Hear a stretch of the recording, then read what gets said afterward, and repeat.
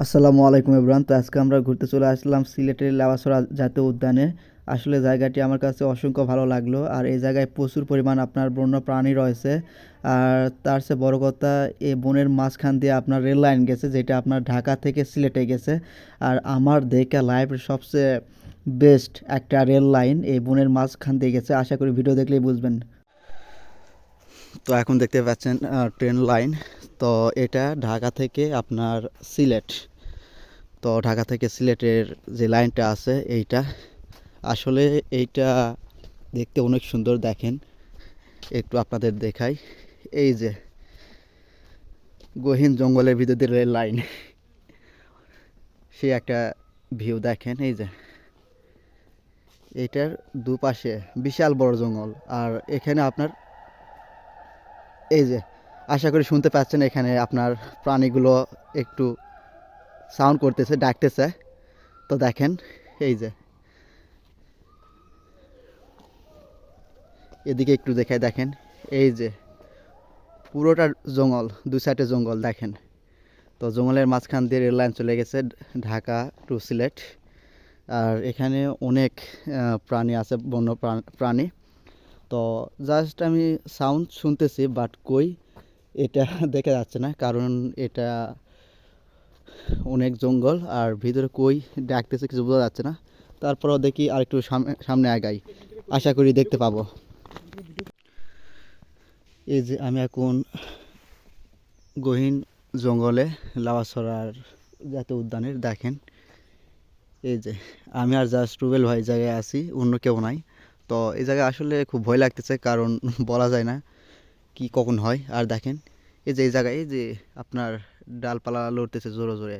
জানি না ওখানে কোন প্রাণীটা আছে, বাট এখান থেকে দেখা যাচ্ছে না, যেহেতু এটা ভিতরে আরও গভীর।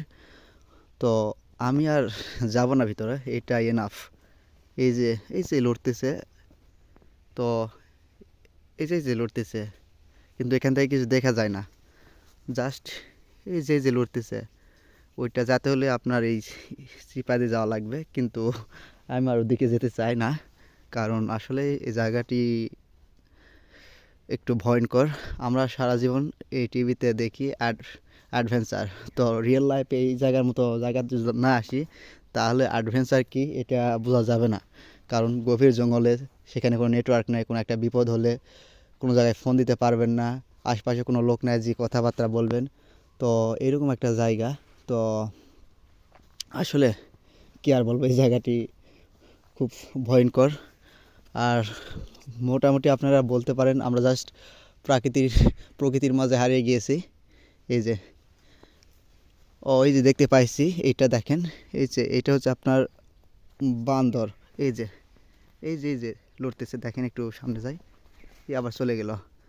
এখানে আপনার বানর আছে, দেন আপনার উল্লুক আছে, যেগুলো আপনার কালো কালার, বিশাল বড় বড় নেজ, এগুলো আছে। কিন্তু ওইগুলো আমি দেখতে পাচ্ছি না, এখানে কয়েকটা বান্দর দেখলাম। তো তো আরেকটা কথা ভাবতেছি, বানর যেহেতু এগুলা জঙ্গলের বানর, তো যে কোনো সময় আক্রমণ করতে পারে, এরকম একটা এদের মনোভাব থাকে। তো এখানে অনেক কিছু বাচ্চা দেখতেছি। এই যে, তো আমি আর সামনের দিকে না আগাই, কারণ এই চিপার মধ্যে মনে করেন কোনো একটা বিপদে পড়লে আশপাশ কেউ নাই, সারাদিন চিল্লাচিল্লি করলেও কেউ জানতে পারবে না। আর ফোন দেওয়ার তো কোনো অপশানই নাই এই জায়গায়। এই যে সামনের দিকে আমরা একটু আগে যাই। এই যে আমরা আরও গভীর জঙ্গলে যাচ্ছি, দেখেন এটা পুরাটা খুবই ভয়ঙ্কর। তো আমার লাইফে আমি অনেক জায়গায় ঢুকছি আর কি জঙ্গলে, বাট এরকম জায়গায় এটা আমার ফার্স্ট টাইম। সো খুব এক্সাইটেড, আর সাথে ভয় কাজ করতেছে। দেখেন এই যে আমি এখানে আসার পরে, আমরা জাস্ট দুজন আছি, তো তৃতীয় কাউকে দেখতে পাইনি এখন পর্যন্ত। তো এতটা গভীরে চলে আসছি। আর জাস্ট কি আর বলবো, দেখেন